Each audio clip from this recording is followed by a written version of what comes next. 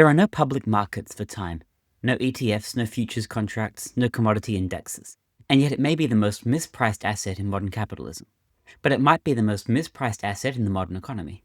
We routinely speak of spending time and saving time and wasting time, but the metaphor collapses under scrutiny. Time doesn't accumulate, it doesn't regenerate, you can't lend it out and get interest, you can only spend it or not. And yet somewhere between productivity gurus and burnout culture, we started treating time as something other people owned. Your manager schedules your hours, your client dictates your deadlines, the algorithm nudges your attention. Every modern institution is, in some way, a time exchange, buying yours cheaply, renting it out more expensively, and extracting the spread. It's a strange thing to be time-rich and unaware of it. Stranger still to give time away voluntarily. Most people, even highly paid professionals, operate like time paupers. They earn six figures, but they're always out of hours. They speak wistfully of sabbaticals, slow mornings, creative focus blocks. They call it time freedom as if it's winning the lottery. I want to offer a manifesto for the opposite. Not the desperate clawback of lost hours, the strategic refusal to give them away. Not productivity as extraction, but time as ownership. Becoming a time billionaire starts with a single premise. Your hours are already yours. You just forgot who controls the account. Let's play an economic game. Imagine every hour of your day is up for auction. Each bidder wants a piece of you. Clients, colleagues, feeds, notifications, content, meetings, favors, tasks. The infinite scroll of mild obligations. Who wins? Usually it's the bidder who offers the most urgent fiction. A Slack ping pretends to be an emergency. A calendar invite masquerades as significance. A trending topic insists it's vital you read it. Each steals a bit of A trending topic insists it's vital you read it. Each steals a bit of cognition, a bit of agency, a bit of the time you thought was yours. But what would happen if you reversed the auction? If you had to bid for your own time every morning, using actual money, what would you pay for an uninterrupted hour of thinking? $50, $500, $5,000.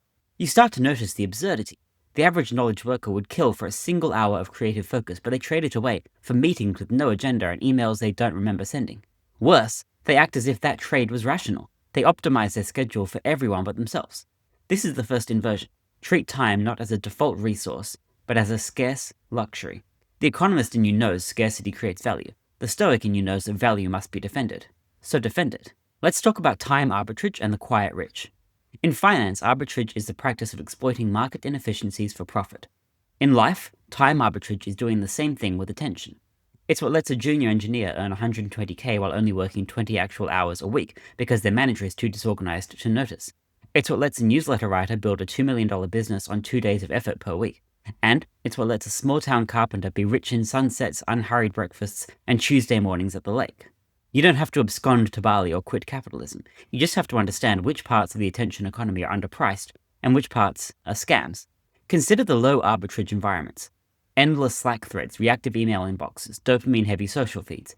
And then look at the high arbitrage ones. Focused creation, asynchronous systems, long-term thinking, and low input leverage. The classic case study here is Tim Ferriss's 4-Hour Workweek. That book was never about laziness. It was about systems that convert time into assets, not just outputs. Every automated SOP, every VA-managed task, every delegated decision is time arbitrage, and every new decision you don't have to make tomorrow is time arbitrage. You don't need to become either a monk or a dropshipper, but you do need to ask, where am I being tricked into paying full price for time that someone else got wholesale? There's a myth here around optimization. Here's where the productivity cult goes wrong. It teaches you to optimize. It gives you color-coded calendars and 17-tabbed Notion setups and $400 courses on morning routines. But optimization is a poor strategy when the rules of the game are rigged. You can't out-optimize a system designed to fragment your focus. You can only exit it. Not in a sell everything and move to a cabin way. In a choose your inputs like an investor way. Seneca wrote, people are frugal in guarding their personal property, but as soon as it comes to squandering time, they are most wasteful. The modern version of this is a founder who won't spend $30 without checking ROI, but casually gives away 3 hours a day to reactive bullshit on Twitter. There is no productivity app that fixes that. There is only strategy. And strategy means subtraction. Cut meetings, cut status games, cut the things that look like work but produce no leverage. Every minute you reclaim is a minute you own. There's a phrase Nassim Taleb uses, via negativa. It's the act of removing rather than adding. And this is the only kind of productivity that matters, not how much more you can do, but how much less you can tolerate. Here's the time billionaire math. A time billionaire, as coined by Graham Duncan, is someone with 1 billion seconds left to live. That's about 31 years. The catch is you only get to spend them once. So the math gets interesting. A tech exec who makes $1 million a year, A tech exec makes $1 million a year but gives away 70 hours a week.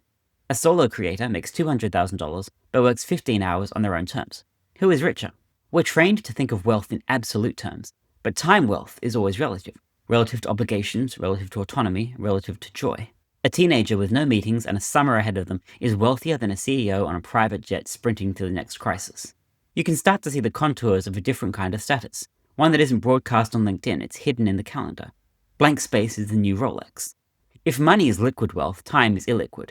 You can't hold it, you can't invest it. Once it's gone, it doesn't return, and that makes it harder to value. People give it away precisely because they can't see the cost. The most dangerous commitments are the ones that seem small. A recurring 30-minute sync, a friendly favor, a weekend gig. Like compound interest in reverse, they silently consume your account. And because they don't feel expensive, you never notice you're getting poorer. This is how time poverty begins, with one small obligation. By the time you look up, your day has no space, your week is gone, your year was spent earning money you didn't need to buy time you didn't get to use. To become time rich, you have to become time illiquid, and that means creating buffers. It means hoarding blank space. It means refusing to monetize every waking hour just because you can. It's the discipline to hold time unspent. True time wealth isn't working less, it's controlling the stack. When you work, how you work, what you work on, who you answer to, and what you're building toward. It's the builder who designs their week like an architect, not the employee who survives it like a commuter. Control of your time is the highest form of luxury. Autonomy is the ultimate dividend, and in a world where every minute is for sale, freedom means being the only one who can name your price. This does require infrastructure, systems, routines, safeguards, but it also requires philosophy, a worldview that doesn't treat busyness as virtue or productivity as identity. You aren't a machine with output metrics. You are a finite organism in a system that wants to harvest your time. Owning the stack means deciding where that time goes. I want to talk about the calendar as a moral document. The late theologian William Stringfellow believed a society's use of time revealed its ethical compass.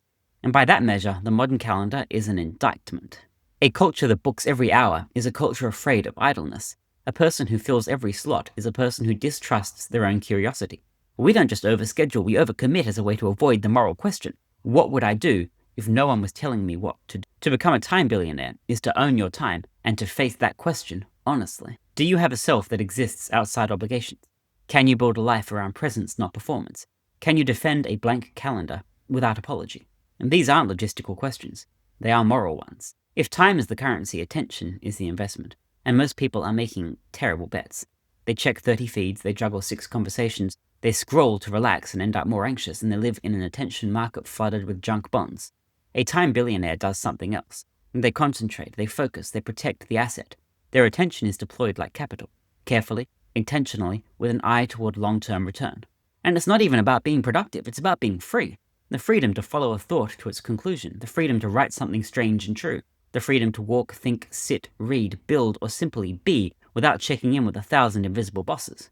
In that sense, the time billionaire is both wealthy and sovereign. So what are the exit strategies? You don't need to quit your job, but you do need to reclaim your hours.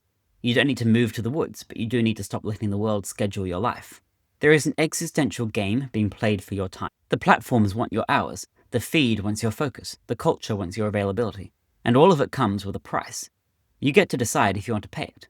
Becoming a time billionaire is not becoming rich later. It's realizing how wealthy you already are. The account is full, the hours are yours. Spend them like they matter, because they do.